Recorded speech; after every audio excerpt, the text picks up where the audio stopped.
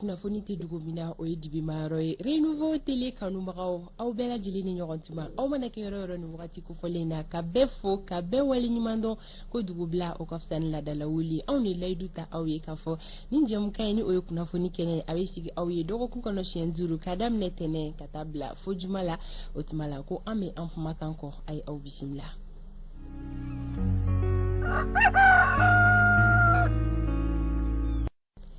Bi ye araba ye juillet kalo tile 6 san 2022 solika wuli kɛbagaw aw ni ɲɔgɔn tuma aw minnu bɛ yen nɔ k'aw sera aw ka baarakɛyɔrɔw la aw bɛ k'an lajɛ an bɛ foli di aw ma sabula maaw ka wagatiw cogoya tɛ kelen ye minnu fana bɛ sokɔnɔnaw la n'u bɛ k'an lajɛ an ka foli ba bɛ aw ye maa minnu bɛ k'an lajɛ bɔlɔlɔsiraw fɛ walima k'an lamɛn bɔlɔlɔsiraw fɛ an ka foli bɛ aw bɛɛ lajɛlen ye lamɛnbaga jamakulu an tɛ ɲinɛ aw kɔ radio Renouveau lamɛnbagaw aw ni sɔgɔma radio Ɲeleni ka bɔ Segu an bɛ Segukaw ka foli kɛ radio Bɛnkan ka bɔ Kɛrɛwani radio Tiɲɛdugu ka bɔ Jura radio Futa ka bɔ Yanfoyila radio Bɛsago ka bɔ Kucala radio Kanaga ka bɔ Joro radio Kumakan ka bɔ Bila radio Jigiya ka bɔ San radio Naro Samaya ka bɔ Ɲɛwuleni radio Dame ka bɔ Bɔrɔn radio Faso Kanu ka bɔ Welesebugu radio Ciba FM ka bɔ Kati Falajɛ radio Nema FM ka bɔ Kasaro radio Tolérance ka bɔ Mopti radio Miracle FM ka bɔ Buguni radio Kusata 2 ka bɔ Jalakɔrɔ Bugo radio Altakadum ka bɔ Sikaso site internet Mali Bamada ka bɔ Fransi radio Mamelon ka bɔ Kebila ka fara Tamaninka minnu bɛ k'an lajɛ an ka page Facebook kan Renouveau FM Renouveau Télé page ko abonné kelen-kelenna bɛɛ lajɛlen ni ɲɔgɔn tuma tungarankew aw ni yɔrɔ foli bɛ yan nɔ aw minnu fana bɛ timinandiya sabati sanga ni wagati ka se ka ni jɛmukan in lasɔrɔ a mana kɛ sɔrɔ cogo fɛn o fɛn ye walasa aw ka se ka aw faso kunkanko kibaruyaw sɔrɔ an bɛ foli ba di aw ma k'a fɔ aw fana ni yɔrɔ bɛ jɛmukan in kɔnɔna la o la ni sanga in kɔnɔna la an ka dibila baarakɛbagaw an bɛ u fo k'u waleɲuman dɔn u fana bɛ soli ka wuli sabati don o don ka labɛnw sigi sen kan min b'a to aw bɛ ja ɲuman ni kumakan ɲuman sɔrɔ studio Bamindaw kɔnɔna la yan nɔ i n'a fɔ ladala ko la jama bɛɛ lajɛlen dafalen bɛ yan nɔ Amadu Lasana Konare Isa Kawa Sidibe Fanta Tumbuta ay aw bisimila an bɛna don kibaruyaw olu kɔnɔna la sisan yani o cɛ ko baro ja baro ɲɔgɔntigiya ye Amadu Lasana i ni sɔgɔma a cogo di solika wuli an donna samiya la solika wuli ni sanji sisan olu de bɛ ɲɔgɔn na mais baara bɛɛ lajɛlen n'a taga bolo don denbaya ka kɛnɛ yelenko bɛ cogo di sabula solika wuli dibi la a ma nɔgɔn voilà kunu yɛrɛ y'a fɔ ko yelen tɛ se ka di bɛɛ ma don kelen ni ye n ka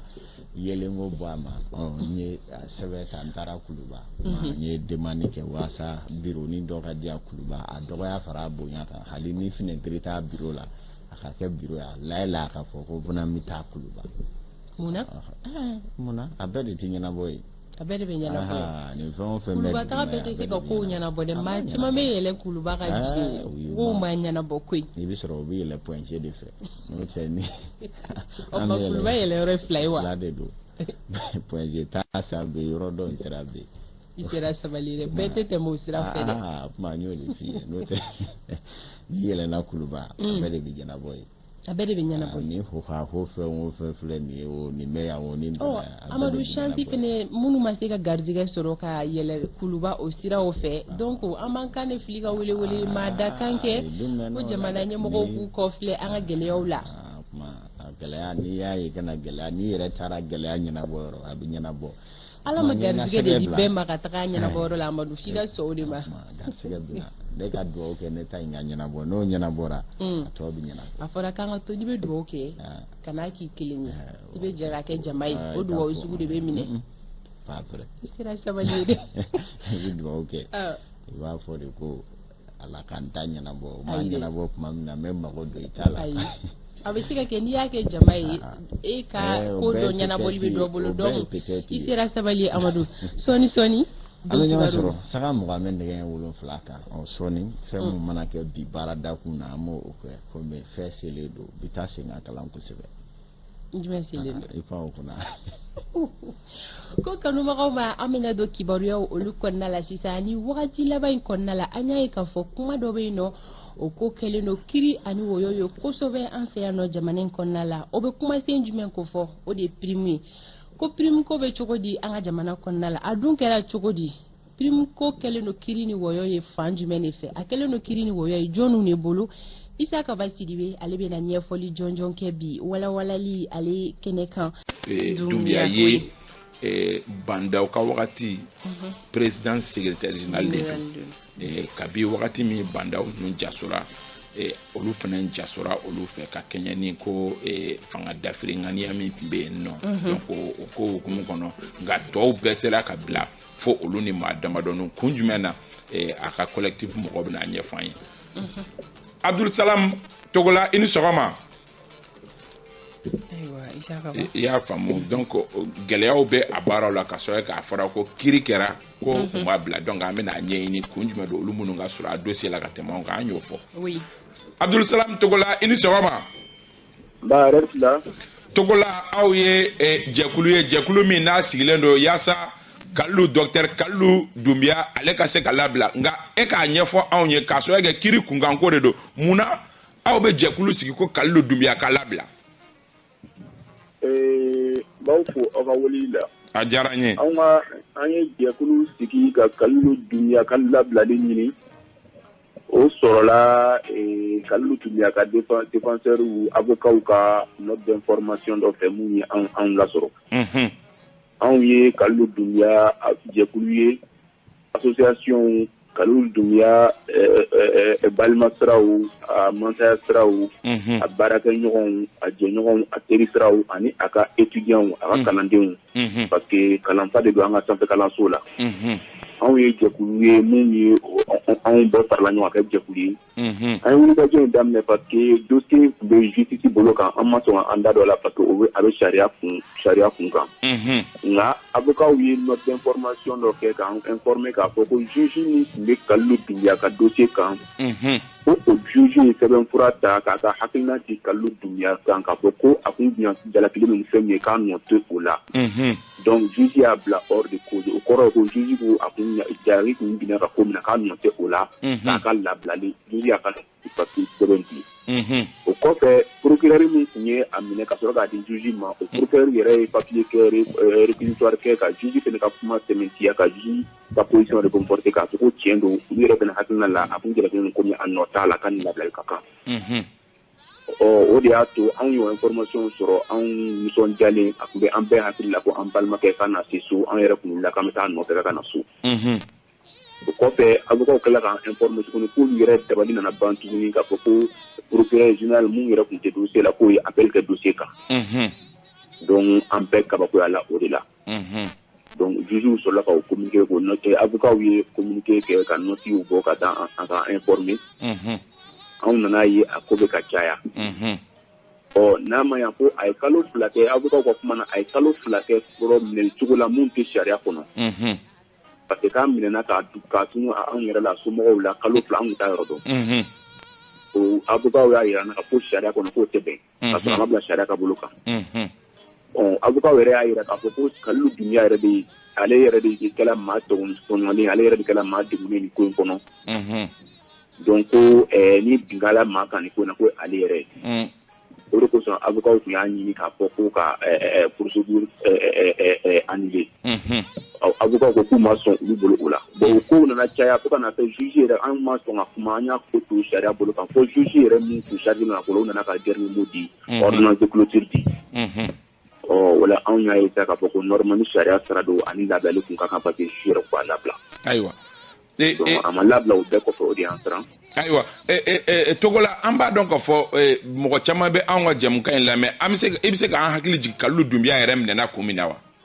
aw b'a dɔn wa n bɛ aw hakili la k'i Kalilu Doumbia yɛrɛ ye jɔn ye fɔlɔ Kalilu Doumbia ye sifinaka ye Mali sifinaka don mun ye kalanjan kɛ ka taa se fɔ a bɛ sariya kalan de kɛ a y'o kalan kɛ ka taa se fɔ doctorat ma c'est un docteur en droit contentieux u b'a fɔ sariya bolo fara dɔ ma ko droit contentieux o dɔgɔtɔrɔ don donc o la a bɛ cours di sanfɛ an ka Mali sanfɛ kalanso n'o ye université a bɛ cours di yen o yɔrɔw la jɔyɔrɔba b'a la licence ko ni master ko ni LM2 ko la jɔyɔrɔba b'a la faculté de droit public la o la Kalilu Doumbia tola o de kɔnɔ bandaw ka fanga kɔnɔna na a nana yɛrɛ sɔrɔ Mali ka wele sela ma ka taa présidence la n'o ye Mali président ka so ye ka taa kɛ président secrétaire général adjoint a taala o baara la a tola o la tuguni u nana ka taa kɛ secrétaire général yɛrɛ ye Bandaw ka waati la donc a kɛlen secrétaire général yɛrɛ ye fanga yɛlɛma nana kɛ tuguni na fɔ aw bɛɛ b'a kalama cogo min na Sɔrɔsiw ni Bandaw nana kari ɲɔgɔn na tuguni fanga yɛlɛma nana kɛ Bandaw nana minɛ o minɛliw kɔnɔna na Kalilu yɛrɛ piri pako la o de la Kalilu nana tunu anw na mun y'a somɔgɔw ye fo ka taa se kalo 2 ma an t'a yɔrɔ dɔn an nana kibaruya mɛn k'a fɔ ko a bɛ Sɔrɔsiw bolo k'u y'a minɛ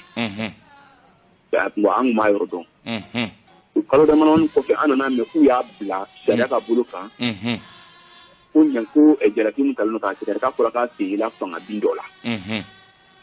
an bɛ mun dɔn a ko la o de k'a segin ko fanga bin ko bɛn dɔ kuma k'a fanga bin dɔ kɛ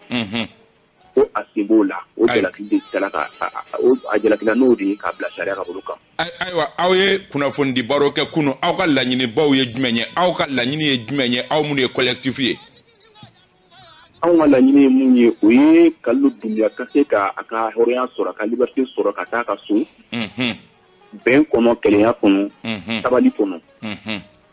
parce que Mali bɛ yɔrɔ min na bi an b'a dɔn k'a fɔ ko Maliyɛn bɛɛ kelen na bɛn ni hakilisigi ka kan nin waleya ninnu dɔw tɛ hakilisigi ko fɔ jamana kɔnɔ ni Kalilu Dunbiya kabilatigi don denbayatigi don kabilatigi don somɔgɔ b'a la jɛɲɔgɔn b'a la mun bɛ ka k'a la nin ye n'a kɛra maa o maa la a tɛ diya i ka kabila ye a tɛ diya i ka duguden a tɛ diya i somɔgɔw ye a tɛ diya i jɛɲɔgɔn si ye n'a ma ɲɛ ko sariya yɛrɛ tun ye a bila juge min ka bolo kan anw dalen don an ka jamana kirikɛlaw la an dalen don an ka jamana sariya la o de y'a to a ye kalo 10 kɛ sariya maaw bolo ka da kalo 2 in kan o ye san 1 an ma kuma an ma fɛn fɔ u ye temps ta k'u ka sɛgɛsɛgɛliw bɛɛ kɛ juge yɛrɛ y'a fɔ ko a ka sɛgɛsɛgɛliw PV mun kɛra a minɛlen ko ale ka sɛgɛsɛgɛliw tala o de kɔnɔ kalo 10 sɛgɛsɛgɛli kɔfɛ ka na yira ko a nɔ tɛ ko la Mali an bɛ yɔrɔ min na bi a kun kan ka taa ka so donc an ka laɲini mun ye an b'a ɲini jamana ɲɛmaaw fɛ u k'u sen don a ka ko in na pour que Kalilu ka se ka taa ka so anw b'a dɔn compétence min bɛ Kalilu la hakilina min b'a la ani dɔnniya min b'a la jɔyɔrɔ a bɛ se ka jɔyɔrɔ fa Malikura ko in na mun tɛ k'a to kɛnɛma mun tɛ kaso kɔnɔna ye tiɲɛ don a ka ekɔlidenw bɔra ka kuma kunun kalanfa de don k'a kɛ kalanso la a ye san 1 mun kɛ kaso n'a tun bɛ k'o san 1 kɛ ka cours di i bɛ t'a sɔrɔ a bɛna san 1 kɛ ka dɔnniya de di Maliyɛn den dɔw ma tiɲɛ don o fana bɛɛ ye perte ye Mali ma an b'a dɔn fɛnɛ ka fɔ a ka dɔnniya mun bɛ a la a bɛ Mali kɛ a bɛ ka Mali service mun kɛ Mali nafa o jɔyɔrɔ bɛ Mali kan bi donc n'a ma ɲɛ k'a sen ma ye juge ka kuma na n'a sen tɛ a jalakila kuma na n'a sen ma y'a la anw bɔra ka ɲinini de kɛ Maliyɛn bɛɛ lajɛlen fɛ bɛɛ ka fara anw kan a somɔgɔw kan k'an ka kabila kan a jɛɲɔgɔnw kan k'a ɲini Mali faamaw fɛ u k'u sen don a la a bɛ se k'a ka denbaya lasɔrɔ cogo min. Ayiwa Abdulsalam Togola an bɛ i fo ka collectif mɔgɔ bɛɛ lajɛlen fo i tɔgɔ la ani fɛnɛ ni basigi fɛn fɛn n'o bɛ na ni walasa jamanadenw ka ɲɔgɔn faamu anw ka ala deli ye o ye an bɛ ala deli ala ka Kalilu garijɛgɛ don kɛnɛmala la walasa a ka taa a ka denbaya la an b'i fo. Amina. Merci beaucoup. Ala ka tile yɛrɛ caya. Merci beaucoup. Fanta Tomota nin kun ye Kalilu Dunbiya ka affaire kunkan kuma ye ni jɛkulu min sigira u yɛrɛ y'a fɔ ko ka ko to kiri bina k'u kan ko u m'u da don a la k'u y'a to ko ka bɔ kiri bina k'u kan ka sɔrɔ kɛ kiri tigilamɔgɔw y'a fɔ ko a jabajɛlen don k'a nɔ t'a la o kɔni fɛnɛ ni jamana mara la ni kiri tigilamɔgɔ ko min nɔ tɛ min na o kan ka bila a ka taa a fɛ yen nɔ tɛ kunnafoni dila kuma ye o ye sariya kuma ye. D'accord.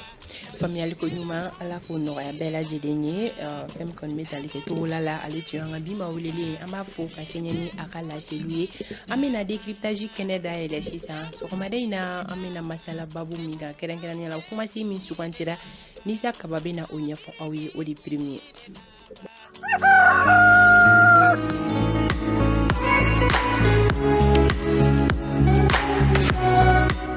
Walawalali kɛnɛ dayɛlɛlen ye kanubaga bɛɛ lajɛlen ye Isa Kaba. Awɔ. Bisimila. Saha. Sɔgɔmada in na kumasi in o bɛ tali kɛ prime kan. Ayiwa prime ko kuma cayalen don fan dɔ fɛ a ko kɛra kiiri ni wɔyɔ ye ɲɛfɔli ka an ye fɔlɔ prime yɛrɛ ye fɛn sugu jumɛn? Prime ye faranga nafolo min n'a bɛ fara mɔgɔ ka sara kan. Kuma dɔw la lajali kama walima kuma dɔw la I ka baara kɛta dɔ kama walima kuma dɔw la I ka doni dɔw kama I doni dɔw b'i ka doni min ni a tɛ baarakɛyɔrɔ mɔgɔ tɔw kan nafolo kasabi dɔ bɛ fara I kun ka kɛɲɛ ni o ye walima baarakɛla bɛɛ lajɛlen aw ye kundama dɔ se baara la ni a ye baara ɲɛmɔgɔw nisɔndiya farankan dɔ bɛ kɛ nka aw ka saraw kɔni o bɛ yen nɔ o sɔngɔ dɔlen don mɔgɔ o mɔgɔ bɛ baarakɛyɔrɔ la bɛɛ lajɛlen ka sara sɔngɔ dɔnnen don nka ka kɛɲɛ ni aw ye baara minnu kɛ walima doni minnu b'i kun walima wale ɲuman dɔ kan ka kɛ mɔgɔ dɔ ye a bɛ f'o ma ko prime nka o prime ninnu kɛrɛfɛ prime nasuguya wɛrɛw bɛ yen nɔ I n'a fɔ farikolo ɲɛnajɛkɛlaw ni olu bɛ farikolo ɲɛnajɛ kɛnɛ kan ni I welela d'abord farikolo ɲɛnajɛ jɛkulu la équipe nationale o club o I welela yɔrɔ min na dɔrɔn weleli ka sɔrɔ kɛ I ye waleya ɲumanw kɛ san kɔnɔ I bɛ sara yɔrɔ min farikolo ɲɛnajɛla ka bɛ ndolantan kulu min na ale ka sara bɛ bɔ yen nɔ nka a mana wale ɲumanw kɛ yen nɔ ni jamana y'a wele prime de sélection I mana wele dama nafolo kasabi dɔ bɛ d'i ma ka sɔrɔ kɛ I welela jamana équipe nationale la o bɛ yen nɔ ka fara o kan na aw bɛ ndolantan kuma o kuma n'aw ye se sɔrɔ ndolantan kelen na dɔ bɛ fara aw ka wariw kan a bɛ f'o ma ko prime de victoire aw ye gɔɲɛ min kɛ o kama dɔ bɛ fara aw ka nafolo kan donc prime nasuguya ka ca a bɛ baarakɛla kunda a bɛ farikolo ɲɛnajɛla kunda a bɛ hali jamana yɛrɛ baarakɛla ministrew ni fɛngɛw I bɛ taa sɔrɔ a bɛ olu bɛɛ ka hakɛ kɔnɔna la par exemple n'i ye ministrew ta k'a lajɛ ni ministre sababuya la tɛgɛnɔ bila la baaraba mun na n'o nafolo kasabi donna o dɔw kunana dɔ bɛ di ministre ma o la a bɛ f'o ma ko prime donc prime ye nafolo kasabi de ye min ni sara tɛ kelen ye nka sara kunganta dɔ don min kuma dɔ la lajali don walima doni b'i kun prime de responsabilité o n'a ɲɔgɔnnaw. Isa Kaba nɔgɔma to kuma la prime ko la an ye faamuyali jɔnjɔn sɔrɔ o la bidon kumasen sugantili a kun jɔnjɔn I n'a fɔ I yɛrɛ bɔra ka I da don a parti dɔ la ni o bɛ farikolo ɲɛnajɛ ko fɔ kɛrɛnkɛrɛnnenya la an bɛ taga basketi gun kan Isa Kaba k'a ko kɛra cogo di oui I b'a dɔn k'a fɔ kabi dɔgɔkun furancɛ in na weekend in na I b'a dɔn ni gɛlɛya in bɛ yen nɔ a ye bɔlɔlɔw ni fɛn bɛɛ fa an ye an kɔtɛrɛma bɔ ka se ka kunnafoni jɔnjɔn sɔrɔ a kan kɛrɛnkɛrɛnnenya la ka sɔrɔ kɛ fan fila bɛɛ kuma sisan kɔni fan fila bɛɛ kumana fan fila bɛɛ kumana o ye k'a fɔ dɔgɔkun tɛmɛnen fanga dɔgɔkun daminɛ na I b'a dɔn k'a fɔ kalo in tile fɔlɔ ka taa bila tile filanan la Mali cɛbɔ minnu n'olu yɛrɛ sanfɛ cɛbɔw ye basketi binakun kan olu kun kan ka ndolantan fila kɛ ndolantan fila minnu n'u bɛ don diɲɛ kuru kara ka basketi o ɲɛbila ndolantanw n'a bɛ f'a ma ko qualification ka kɛɲɛ ni o ye ni mɔgɔ min sera ka sebaw sɔrɔ I bɛ t'i yɛrɛ sɔrɔ diɲɛ kuru kara binakun kan ka fara o kan farafinna jɔnjɔn min n'o fana kan ka tan san 2023 o fana ni u bɛɛ basketi ta ni balontan tɛ kelen u bɛ don ɲɔgɔn na dɔɔni donc o baaraw de tun bɛ sen na Mali ni jamana wɛrɛ tun kan ka jouer baara in yɛrɛ bɛ ka kɛ Rwandakaw fɛ yen nɔ Kigali nka ndolantan sanga selen wagati min jateminɛw nana yira k'a fɔ Mali ni min kan ka jouer o ka cɛdenw nana ka n'u jɔ kɛnɛ kan panparan nka Mali ka cɛdenw olu tun tɛ yen nɔ ɲininkali kɛra ko Mali k'a ye na joona joona ko ndolantanna minnu bɛ yen nɔ ko u tora u ka hôtel kɔnɔ k'olu tɛna jouer a kuma fɔ a kɛra kiri ni wɔyɔ ye bɔlɔlɔ sanfɛ bɛɛ y'i ta fɔ dɔw ko ko fasoden jugu don dɔw ko ayi fasoden jugu tɛ a ma ɲɛ min kɔ u yɛrɛ bɔra ka video kɛ u mɔgɔ 7 u bɛɛ y'u jɔ ka video kɛ ka kumakan di hakili la u ka capitaine ma ka sɔrɔ kɛ ndolantan jɛkulu la I bɛ taa sɔrɔ dɔ bɛ yen nɔ min ye ɲɛmɔgɔ ye ndolantannaw ka ɲɛmɔgɔ ye o ye kuma ta a ko kabi u ma bɔ Bamakɔ yan nɔ ko gɛlɛya misɛnninw bɛ baara la gɛlɛya misɛnninw bɛ tali kɛ hali u ka papier ko u mɔgɔ 10 de tun kan ka na ko olu mɔgɔ 7 de filɛ yan nɔ mɔgɔ 3 bɛ yen nɔ k'olu ka papier ko bisibasara o ma don sɛbɛ la ka fara o kan u nana hali entraînement kɛliw terrainw yɛlɛmali n'u y'u bila hôtel dɔ la bi sini u b'u bila hôtel dɔ la o si ma digi olu la u y'a f'u ɲɛna ko yanni an ka bɔ yan nɔ aw t'a to an ka kuma dɔ fɔ ɲɔgɔn ye ko nin ye anw san 3 ye tuma o tuma an mana taa ndolantan na tuma dɔ la an ka prime dɔw bɛ yen nɔ olu bɛ se ka san 3 kɛ an bolo tɛ da o kan ka sɔrɔ wari bɛrɛw tɛ a y'a lajɛ yanni an ka taa aw ka nafolo di an ma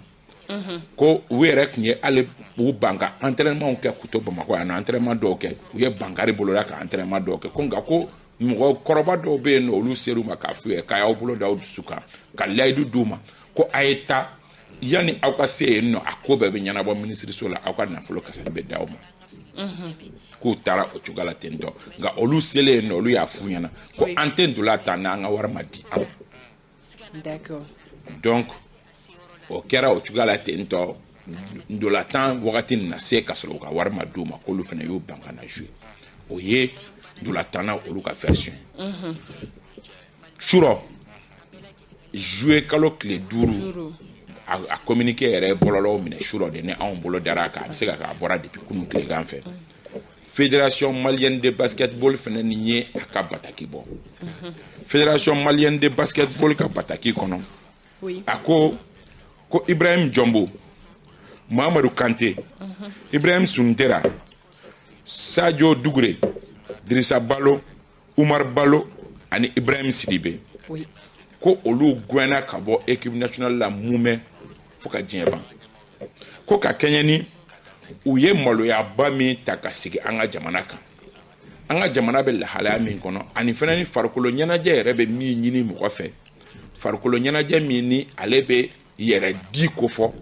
ko o bɛ min ɲini mɔgɔ fɛ ko ndolatana ninnu ye o danw bɛɛ sago ka fara jamana maloli kan k'ale b'a da bɛɛ tulo kan k'a fɔ ko ndolatana ninnu ko nafolo kasabi dɔw dir'u ma yani ka kɔn nin ɲɛ ko u tɛ o fɔ ko mɛ k'u bɛ ka min fɔ i b'a fɔ k'a fɔ ko nin kɛra nin cogoya la tantɔ i b'a fɔ k'a fɔ ko nafolo foyi de ma d'u ma ko k'a sɔrɔ ko u ka prime de sélection ko o dira u ma fédération ko a b'a ɲini ministre fɛ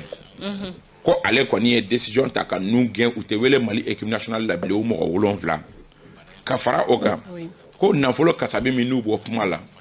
ko ministre so ka jate minɛ u kɛra sababu ye ka ɲagati min se jamana ma ka sɔrɔ kɛ jamana ye nafolo de don ka u bɔ yan nɔ ka avion billet ni fɛn bɛɛ lajɛlen ta ka avion billet ta parce que mɔgɔw don minnu bɛ kɔkan jamana o fana na basket la jamana ye o nafolo min don ko u ka prime ko kuma min bɛ sen na ko n'o o bɛ bɛn o hakɛ ma ko o don o da fɛ compenser ko o hukumu kɔnɔ ko ka fara o kan k'olu kɔni bɛna a lajɛ ka taama kɛ k'a ɲini fiba diɲɛ kuru karan dolatan jɛkulu fɛ o ka fɛɛrɛ kɛ walasa Mali ka dolatan 2 minnu ni Mali perdre o la o kɔni bɔlen kɔ yen nɔ walasa Mali ka se ka continuer compétition na o ye fédération malienne de basketball olu ka version ye olu kɔni y'a jɛya ko min dir'u ma k'a bɛ 100,000 ɲɔgɔnna bɔ 500,000 k'o dir'u kelen-kelen la bɛɛ lajɛlen ma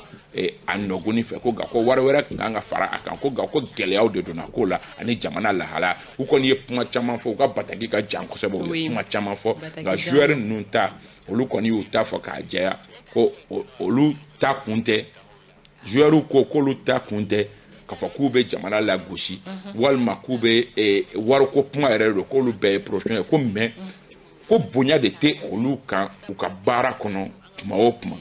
bisibasa u ye bisibasa minnu fɔ ka fara hali entraînement kɛ yɔrɔw aw bɛ na hôtel dɔ la bi sini a bɛ fɔ aw ɲɛna o hôtel mɔgɔw b'a fɔ aw ɲɛna k'a fɔ ko ko fédération ma wari sara ou bien ministère ma wari sara a ye taa yen fɛ hôtel la k'o bɛɛ olu bɛ nin kɛ olu yɛrɛ b'a dɔn k'a fɔ ko kɔlɔlɔ bɛ ye a la u ka cɛ ka kuma la ko ils sont conscients de ce qui va se passer olu b'a dɔn ko kɔlɔlɔ b'a la ko mais ko olu bɛ nin kɛ walasa fɛnw ka falen. Ok, Isaka ba mun ne kun bɛ se ka kɛ tigitigi walasa ka nin scandale in bali? Min kun bɛ se ka kɛ fɔlɔ o ye d'abord yani n k'a fɔ min kun bɛ se ka kɛ fédération ka communiqué tɔ ka jɛ belebeleba b'a la ndolatana an bɛ tila ka segin olu ma tɔ ka jɛ belebeleba b'a la munna parce que fédération kun kan ka fɔlɔ ka fɛn min bila en tête la fɔlɔ o ye ka responsabilité situer jɔn de sababuya la ndolatanaw ka prime ma sɔrɔ oui ministère de don wa fédération de niveau don wa parce que c'est trop facile ka denmisɛnnin ninnu fana ni ka bereba jigin olu kan ka sɔrɔ fédération ni ministère ni ɲɔgɔn cɛ nafolo kasabi bɔ ministère de fɛ yen nɔ ministère kɔnɔ jɔn ministre de kɛra sababu ye ni wari ma sɔrɔ wa ministre so la gɛlɛya ye jumɛn ye wari de tɛ jamana kun wa ni wari tɛ jamana kun est ce que jamana tɛ se ka nin compétition nationale n'a se t'a ye k'a éviter o ye kelen ye joueurs ta fan fɛ min kuma bɛ sen na tantɔ ndolatana ninnu yanni u kun ka taa fo Rwanda ka jamana nafolo tɔ tiɲɛ depuis yan nɔ u kun b'u ban ka taa ni jamana tun bɛ mɔgɔ wɛrɛw sɔrɔ olu ka taa o condition na il fallait accepter cela mais aw tɛ se ka bɔ yan nɔ ka taa fo nin yɔrɔ la ka taa jamana la maloya nin cogoya la tantɔ o fana ye joueur jalaki ye bi o y'u jalaki ye sini. D'accord. Maintenant min tun bɛ se ka kɛ i ye o min fɔ ne tɛ musala ka kumaw la kɔsani na Nigeria belebeleba in coupe du monde féminine Nigeria de tun kan ka taa a la anw kan ka kɛ deuxième de. Oui. Nigeria y'a dɔn k'a fɔ ko bi na gɛrɛndɛ min bɛ ale kan a ko aw bɛ jɛ anw ma ɲina anw sen tɛ ye basket coupe du monde musolakaw la Mali y'i duuru o fɛnɛ kɔrɔ se bɛ Nigeria ye ka tɛmɛ anw kan anw bɛ ka crise min traverser Nigeria tɛ k'o ɲɔgɔn traverser mais Nigeria y'i kun bɔ coupe du monde féminine kɔrɔ anw y'an duuru o fɛnɛ kɔrɔ anw bɛ mun de fɛ sincèrement anw bɛ mun de fɛ il faut savoir tes priorités bi an bɛ fɛ ka mun kɛ an bɛ fɛ ka taa min an bɛ fɛ ka na min mais k'a kɛ ten tɔ bɛɛ b'a dɔn k'a fɔ Nigeria wo anw wo an kelen kelen fɛn fɛn bɛ taa coupe du monde na zango musolakaw wo cɛlakaw wo an sen tɛ ngolo fa a kɛnɛ kan pourquoi vouloir diyagoya k'a forcer ka taa o yɔrɔ ninnu na d'abord tuma dɔw la ni jamana bɛ lahalaya kɔnɔ lahalaya min ni croissance b'a dan na mais aujourd'hui on est dans une transition sanction tun bɛ an kan jamana yɛrɛ tɛ se ka ala a ka nafolo bɔ jamana t'i senbɔ ninnu dɔw la basketkɛlaw ma dɔgɔyalima tɛ ndolatanaw ma dɔgɔyalima tɛ farikolo ɲɛnajɛ kanubagaw ma dɔgɔyalima tɛ mais ni ɲɔgɔnna bɛ ko minnu na aw t'aw senbɔ a dɔw la wa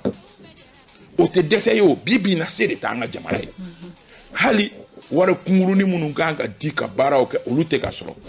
sacrifice ultime ye tiɲɛ mais ni ndolatana ninnu caman bɛ yen nɔ a farikolo ɲɛnajɛla ninnu caman bɛ yen nɔ u bɛ bɔ u ka ndolatan kuluw de la ka na équipe nationale la. D'accord. Donc jamana k'a ka priorité o dɔn tuma dɔw la a kumaw ka gɛlɛn dɛ mais jamana k'a ka priorité o dɔn fɛn dɔw bɛ yen nɔ ka jɛ olu kɔ ka kɛɲɛ ni jamana lahalaya ye jamana bɛ hukumu min kɔnɔ. Moi je pense que c'était l'occasion soit ni nafolo be yen nɔ ka nafolo dɔn ni nafolo tɛ yen nɔ mais c'est min t'i ye o t'i ye de o t'o créer o. Oui. An bɛɛ b'a dɔn k'a fɔ ko gɛrɛndɛ tun bɛ jamana kan jamana yɛrɛ mago b'a ka nafolo mun na tiɲɛ don wari bɛ jamana kun mais CEDEAO kun kɛlen don ka gɛrɛndɛ kɛ jamana tɛ ka se k'a ka nafolo bɔ wari misɛnnin minnu n'olu bɛ circuler la olu bɛ ka don prioritéw la priorité des priorités la ballontan farikolo ɲɛnajɛ ye priorité dɔ ye mais mɔgɔ tɛ sa n'a ma kɛ o mais ni mugu ni kisɛ ma sa mɔgɔ bɛ sa o olu de ye prioritéw ye jamana bolo bi na ni dumuni ma kɛ jamana mɔgɔ engrais dɛsɛlen don ka sɔrɔ pour que sɛnɛkɛlaw ka sɛnɛ kɛ wari min bɛ don o la i bɛ se ka engrais ko to yen nɔ dabalo ko to yen nɔ ka t'o don farikolo ɲɛnajɛ la non donc jamana k'a ka prioritéw dɔn sɔnni an ka sigi ni malo kɛnɛ ninnu ɲɔgɔnnaw kan dolatana ninnu fana ni cɛncɛnni ka tiɲɛ na prime ye fɛn dɔ sanfɛla de prime tɛ ni a ma d'an ma an bɛ sa ye. D'accord. Sɔgɔmaden na walawalali o de ye nin ye Isa Kawa an dalen b'a la i ka lasew a faamuyara fan fila bɛɛ lajɛlen fɛ k'i fo ɲinini ani walawalali la wagati ale banna. Wagati banna an bɛ foliba di kanubagaw bɛɛ lajɛlen ma a b'a n'a ka denbaya Madu Kuyate récoltera maa ɲɛmaa dɔ Segu Tantoro k'i a tonton Ɲang an bɛ foli di kanubaga kelen-kelenna bɛɛ lajɛlen ma min ye Seko Marif Balo ni ale ye musique école karamɔgɔ ye i na sortant do an bɛ a fo k'a waleɲuman dɔn jɛmukan in kanubaga ba ye a fana an bɛ Kolokani fo a fana bɛ ka message caman an b'a fo an bɛ Sidi Kunta fo Hɔrɔn TV la ka Alhaji Jime Kante Kasim Traoré an kɔrɔkɛ an b'u bɛɛ lajɛlen fo Kasim k'a ni cɛ k'a tun bɛ ɲɔrɔ n yɛrɛ bɛ taa an ka forokiyaba minɛ siga foyi t'a la e bɛ taa jumɛn minɛ e bɛ taa danpe minɛ e bɛ taa danpe minɛ ne bɛ taa an ka forokiyaba minɛ ok ka bɛɛ fo ka bɛɛ lajɛlen waleɲuman dɔn sɔgɔmaden na jɛmukan o bɛ datugu ɲayɔrɔ la an si kɛra kibaruya min ye bi k'a di aw ma o de tun ye nin ye sɔɔni dɔrɔn nɛgɛ kaɲɛ 9 Adel Sama Kebe dugu kunkan ko kɛnɛ sigi aw ye an bɛ kan bɛɛ boloda ɲɔgɔn ye sini sɔgɔma 7h15 ni Ala ye o yirana an bɛ segin ka ɲɔgɔn lasɔrɔ kunnafoni wɛrɛw kan Ala ka tile hɛrɛ di an bɛɛ